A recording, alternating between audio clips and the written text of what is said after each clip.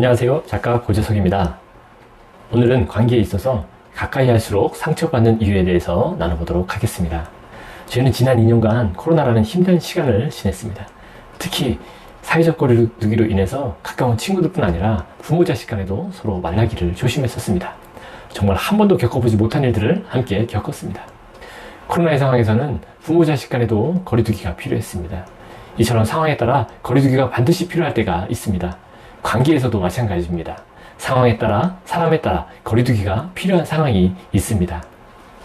우리는 어려서부터 자주 들었던 말이 있습니다. 사이좋게 잘 지내거라, 싸우지 말거라. 위와 같은 말이 분명 필요합니다.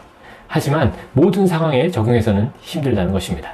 상황에 맞게, 사람에 맞게 적용해야 합니다. 물론 싸우지 않고 지내는 것이 좋죠. 하지만 살다 보면 상황에 따라 싸워야 할 때도 있지 않습니까? 마찬가지로 어떤 사람의 성격에 따라 거리를 두어야 하는 사람도 있습니다. 성경에 보면 내 이웃을 내 몸과 같이 사랑하라 라는 구절이 나옵니다. 그런데 이 구절을 자세히 보면 내 이웃을 사랑하는데 내 몸같이 사랑하라 라고 합니다. 바로 자신의 몸과 같이 사랑하라고 말입니다. 그러니 순서로 따지면 내 이웃이 아니라 자기 자신이 먼저인 것입니다. 바로 나를 사랑하는 것이 먼저인 것입니다. 관계에 있어서 이 구절은 참으로 맞습니다. 나를 먼저 사랑해야 합니다. 내가 먼저 상처받지 않는 것이 중요합니다.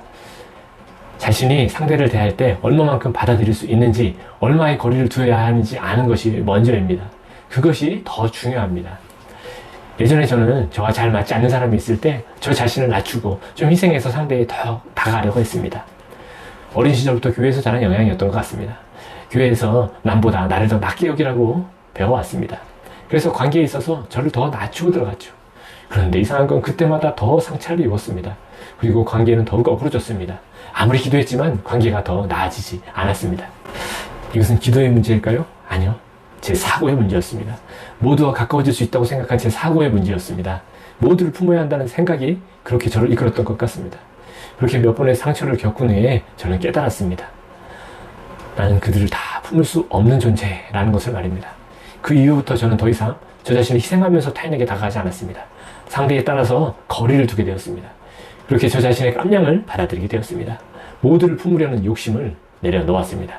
신기한 건 그때부터 오히려 관계가 더 잘 풀리게 되었다는 것입니다. 우리는 관계에 있어서 늘 기억해야 합니다.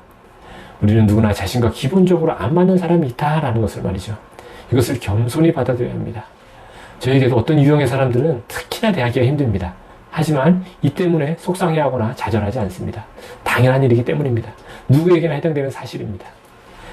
예수님께서도 모든 관계가 완벽하지 않았습니다. 12제자 중 가룟 유다는 직접 예수를 팔았고 수제자였던 베드로도 스승을 저주하지 않았습니까? 예수님조차도 완벽하지 못한 것을 우리가 하려 하지 말길 바랍니다. 자신과 잘 맞는 사람과의 관계야 괜찮겠지만 모두를 품으려다 오히려 더 상처뿐인 관계가 되는 것을 저는 많이 보았습니다. 우리같이 평범한 사람들은 자신의 깜냥을 인정하고 관계에서 지혜롭게 거리를 두어야 합니다. 그렇게 거리를 둘 때 오히려 관계는 좋아지게 됩니다. 코로나 팬데믹이 한창일 때 교회에 한 집사님이 상담을 오셨다가 했던 말이 잊혀지지 않습니다. 제가 그랬어요. 집사님, 요즘 아이들 학교도 못 보내고 집에만 데리고 있느라 힘드시죠? 하니까 우리 집사님께서 이렇게 말씀하십니다. 네, 아이들이 학교에 안 가니 집안에서 지지고 볶고 있어요. 부모 자식 간이라도 거리두기가 안 되니 힘들어 죽겠어요. 그렇습니다. 한 집에 사는 가족끼리도 거리두기가 필요한 것입니다. 아무리 고슴도치도 제 자식이 이쁘다고 하지만 거리두기가 제대로 되지 않을 땐 서로의 가시에 찔려 아프게 되는 것입니다. 여러분, 서로의 가시가 있음을 받아들이시기 바랍니다. 그것을 쿨하게 인정할 때 거리두기가 가능합니다. 거리두기가 가능할 때 관계에 여유가 생기고 숨통이 트일 수 있는 것입니다. 내려놓으시기 바랍니다.